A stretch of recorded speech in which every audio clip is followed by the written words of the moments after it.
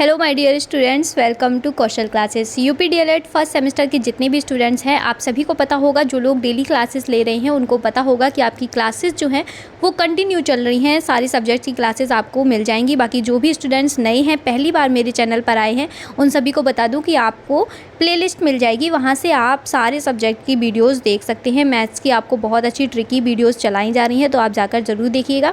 फ़िलहाल हमने साइंस का चैप्टर फर्स्ट जो है वो कंप्लीट कर लिया है। ठीक है, साइंस का आपका जो चैप्टर फर्स्ट है सजीव और निर्जीव वस्तुएं, जिसमें हमने प्राकृतिक वस्तुओं के बारे में समझा, मानव निर्मित वस्तुओं के बारे में समझा, ठीक है, और जीवों के उनकी समानता और अंतर के बारे में जाना। सारे पॉइंट्स को हमने क्लियर किया है। जो भी आपके चैप्टर फर्स्ट में था सब कुछ हमने क्लियर किया है, तो सारी क्लासेस आपको मिल जाएंगी।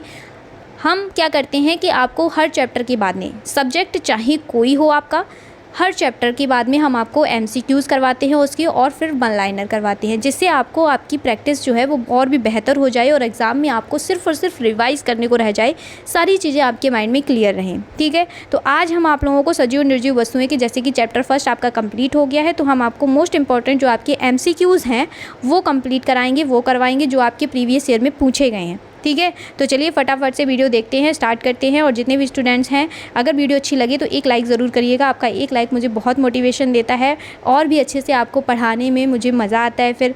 ठीक है, तो एक लाइक ज़रूर करिएगा और अपने फ्रेंड्स के साथ में, क्लासमेट्स के साथ में इस वीडियो को ज़्यादा से ज़्यादा शेयर करिएगा। चलिए वीडियो स्टार्ट करते हैं फटाफट से और देखते हैं हमारा पहला क्वेश्चन। देखिए, सबसे पहला हमारा क्वेश्चन है कि सजीव वस्तुओं की कौन सी विशेषता उन्हें निर्जीव से अलग करती है। जो सजीव वस्तुएं हैं उनकी ऐसी कौन सी विशेषता है जो हमें निर्जीव से अलग करती है उन्हें, उनके रंग से, उनकी आकृति से, उनकी वृद्धि से या उनकी कठोरता से। बताइए, ऐसे क्यों, कौन सी विशेषता होगी जो निर्जीव से अलग करेगी? तो क्या होगा? उनकी वृद्धि से। ठीक है, जो सजीव वस्तुएं होती हैं वो बढ़ती हैं, निर्जीव वस्तुएं बढ़ती नहीं हैं, ये आप सभी को पता है। नेक्स्ट हम क्वेश्चन देखेंगे कि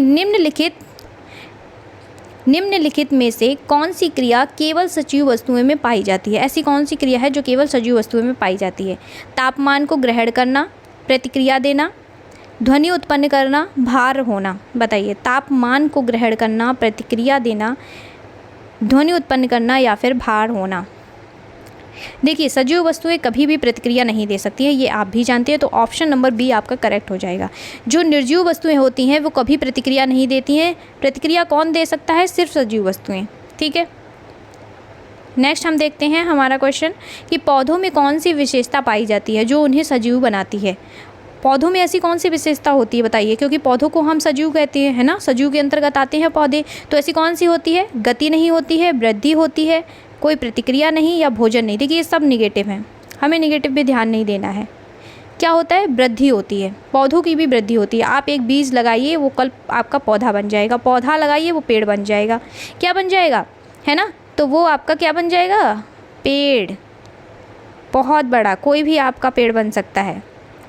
आप पौधा लगा के तो देखिए, ठीक है, कोई भी आप पौधा लगाइए, देखिए मैंने कितने सारे तरीके के पेड़ बना दिए, है ना।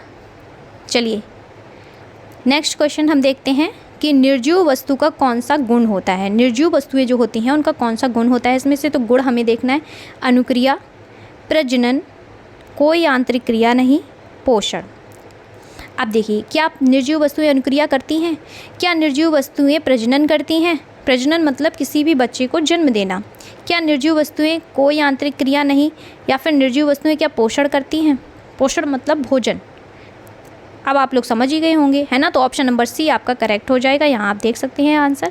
चलिए नेक्स्ट आपका है, निम्न में से कौन सी वस्तु सजीव है। इसमें से सब जो सजीव वस्तु है वो आपको बतानी है। पत्थर सजीव है, क्या वो भोजन करता है? नहीं। कंप्यूटर भोजन करता है? नहीं।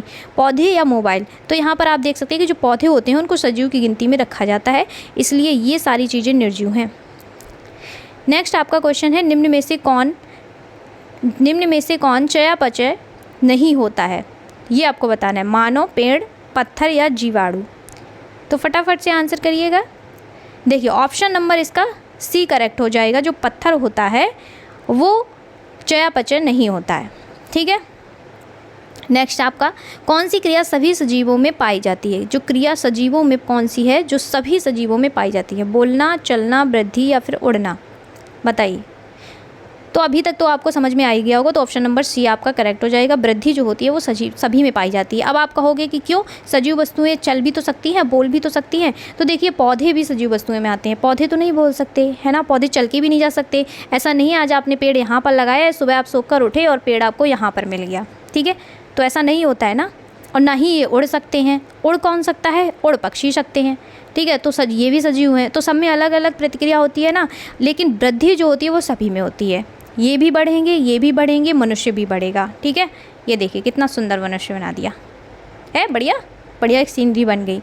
चलिए नेक्स्ट हम बात करेंगे नेक्स्ट क्वेश्चन की कि जीवित वस्तुएं किस प्रकार ऊर्जा प्राप्त करती हैं। जो जीवित वस्तुएं होती हैं वो किस प्रकार ऊर्जा प्राप्त करती हैं, सोने से, भोजन से, रंग बदलने से या पानी से।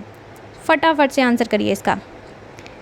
जीवित वस्तुएं किस पर ऊर्जा प्राप्त करती हैं, तो ऑप्शन नंबर बी आपका करेक्ट हो जाएगा, यानी कि भोजन से, ठीक है। निर्जीव वस्तुएं की कौन सी विशेषता नहीं होती है, तो यहाँ आपको समझ में आ ही गया होगा, ऑप्शन नंबर डी करेक्ट हो जाएगा।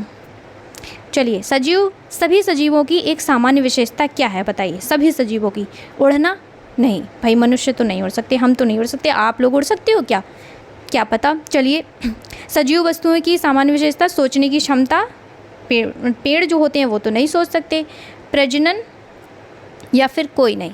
अब आप लोग कंफ्यूज होंगे है ना, चलिए बताइए, देखते हैं सभी सजीवों की एक सामान्य विशेषता क्या है। तो देखिए ऑप्शन नंबर सी जो होता है वो सही है, वो करेक्ट होता है।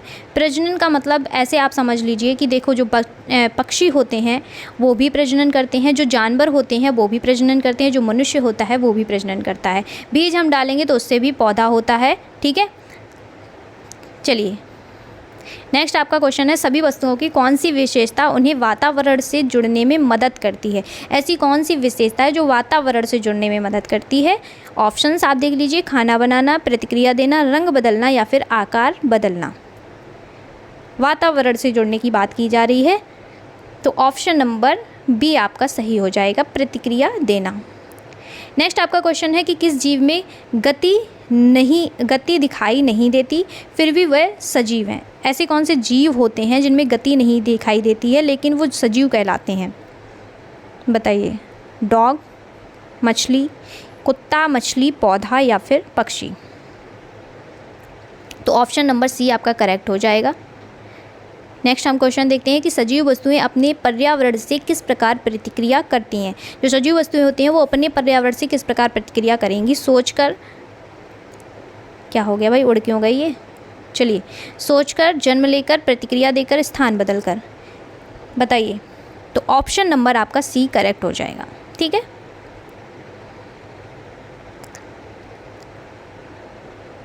बड़ा सतर्क होके हमें स्क्रॉल करना पड़ता है आप लोगों की नज़रों से छुपा के, क्या पता आप लोग देख लें आंसर दिख जाए। चलिए, कौन सा एक जीव और निर्जीव के बीच का सही अंतर है। सही अंतर आपको बताना है। देखिए, सजीव वस्तुएं पिघलती हैं, निर्जीव वस्तुएं सोचती हैं, सजीव वस्तुएं वृद्धि करती हैं, सजीव वस्तुएं भारी होती हैं। एक जीवित और निर्जीव के बीच का सही अंतर बताइए। तो ऑप्शन नंबर आपका सी करेक्ट हो जाएगा, सजीव वस्तुएं वृद्धि करती हैं, ठीक है। देखिए नेक्स्ट क्वेश्चन आपका है कि निम्न में से कौन एक सजीव नहीं है। इसमें से सजीव नहीं है कौन। वायरस, कवक, काई या चट्टान। सजीव नहीं है तो दूर से समझ में आ रहा है आपको, ऑप्शन नंबर डी, ठीक है। चलिए, कौन सी विशेषता केवल सजीव वस्तुओं में होती है। ऐसी कौन सी विशेषता है जो केवल सजीव वस्तुओं में होती है। आकार होना, वजन होना, प्रजनन करना, रंग होना। सिर्फ और सिर्फ सजीव वस्तुओं में होती है। आप लोग समझ गए होंगे, ऑप्शन नंबर सी प्रजनन करना, ठीक है। नेक्स्ट हम देखते हैं कि पौधों में किस प्रकार की गति होती है। पौधों में चलकर, स्थान परिवर्तन करके, प्रकाश की दिशा में मुड़ना या फिर उड़ना, बताइए। तो ऑप्शन नंबर सी प्रकाश की दिशा में मुड़ना, क्या, ठीक है। अब वो उड़ नहीं सकते ना, प्रतिक्रिया नहीं दे सकते। नेक्स्ट आपका क्वेश्चन है, कौन सी प्रक्रिया निर्जीव वस्तुओं में संभव नहीं है। निर्जीव वस्तुओं में कौन सी प्रतिक्रिया संभव नहीं है। टूटना, प्रतिक्रिया देना, गिरना या गर्म होना, ठीक है। आपको समझ में आ ही गया होगा, तो आपका ऑप्शन नंबर बी करेक्ट हो जाएगा, प्रतिक्रिया देना। नेक्स्ट आपका क्वेश्चन है कि किस उदाहरण में निर्जीव वस्तुओं को सजीव समझ लिया जाता है। पंखा चलना, गुड़िया हिलाना, रोबोट का चलना या फिर पौधों की बढ़ती लंबाई। तो ऑप्शन नंबर सी, रोबोट का चलना। ठीक है। लास्ट आपका क्वेश्चन है कि कौन सी विशेषता निर्जीव वस्तुओं में कभी नहीं देखी जाती। जो निर्जीव वस्तुएं होती हैं उनमें ये विशेषता कभी नहीं देखी जाती है। एक चीज़ का हमेशा ध्यान रखिएगा, जब भी आपके एग्जाम में क्वेश्चन आए तो आपको नहीं, ये जो चीज़ दी जाती है ना, नहीं, निगेटिव और पॉजिटिव का विशेष रूप से ध्यान दीजिएगा। ठीक है। ऊर्जा ग्रहण करना, प्रतिक्रिया देना, सोचने की क्षमता या फिर इनमें से कोई नहीं। समझ में आ गया होगा आपको। चलिए नेक्स्ट क्वेश्चन, इनमें से सभी। ठीक है। हमसे क्या पूछा गया है कि विशेषता आपको बतानी है निर्जीव वस्तुओं में कभी नहीं देखी जाती है। तो यहाँ पर आप देख सकते हैं ऊर्जा ग्रहण करना, ये भी नहीं होती है, प्रतिक्रिया भी नहीं देती है निर्जीव वस्तुएं, सोचने की क्षमता भी नहीं होती है। तो इनमें से सभी आपका करेक्ट हो जाएगा। तो ये थे आज के कुछ क्वेश्चंस। अगर आपको क्वेश्चंस अच्छे लगे हों तो एक लाइक ज़रूर करिएगा। बाकी जो भी स्टूडेंट्स पहली बार चैनल पर विजिट कर रहे हैं तो जल्द से जल्द आप लोग टेलीग्राम चैनल के साथ जुड़ जाइएगा। वहाँ पर आपको सारी PDFs जो हैं वो मिल जाएंगी। अगर आपके मन में कोई भी क्वेश्चन है, कोई भी डाउट है तो आप व्हाट्सएप चैनल के साथ भी जुड़ सकते हैं। दोनों का लिंक आपको डिस्क्रिप्शन बॉक्स में मिल जाएगा, वहाँ से आप डायरेक्ट ज्वाइन कर सकते हैं। आज की वीडियो में बस इतना ही, मिलते हैं नेक्स्ट वीडियो में। तब तक के लिए नमस्कार। और हाँ, वीडियो अच्छी लगी हो तो एक लाइक ज़रूर करिएगा, चैनल को सब्सक्राइब करके बेल आइकन जरूर दबाइएगा। चलिए नमस्कार।